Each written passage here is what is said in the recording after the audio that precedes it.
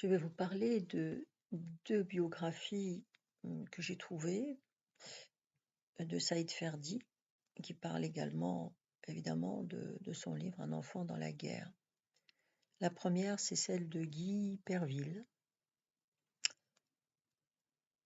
Alors il écrit ceci à son sujet: «Fils d'un fellah pauvre d'un village de l'Aurès, instruit seulement à l'école arabe, l'auteur n'a que 10 ans quand éclate l'insurrection, que rejoignent bientôt ses 2 frères aînés.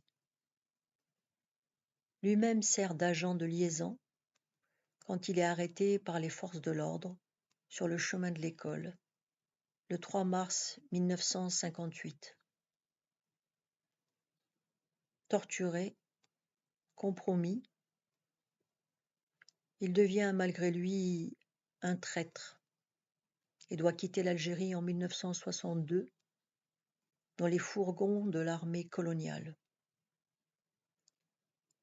Son témoignage est un terrible réquisitoire contre celle-ci. À l'exception de quelques personnalités vraiment humaines,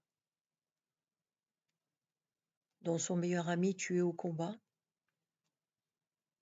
les tirailleurs dont il partage la vie sont des mercenaires sans conscience, et leurs cadres français trop souvent des brutes.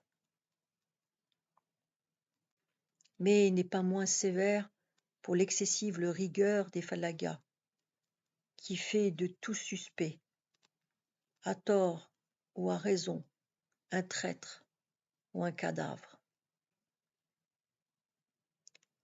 Il montre qu'une partie de ceux que l'on appelle en bloc des Français musulmans ou des harkis n'ont pas choisi leur camp, mais y ont été entraînés par les circonstances et par les pressions des 2 côtés. Bien que l'auteur généralise abusivement son expérience, en affirmant que l'armée française combattante était essentiellement composée de musulmans, il démontre avec éclat la réalité d'une guerre civile entre Algériens.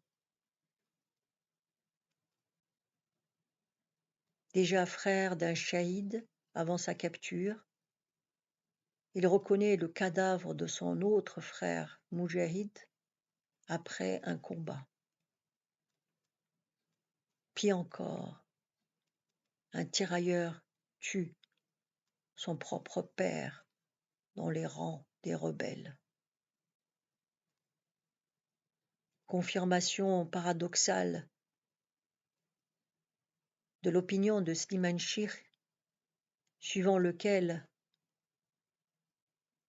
chaque famille compte parmi ses membres soit un martyr mort les armes à la main, soit un militant qui a connu la prison,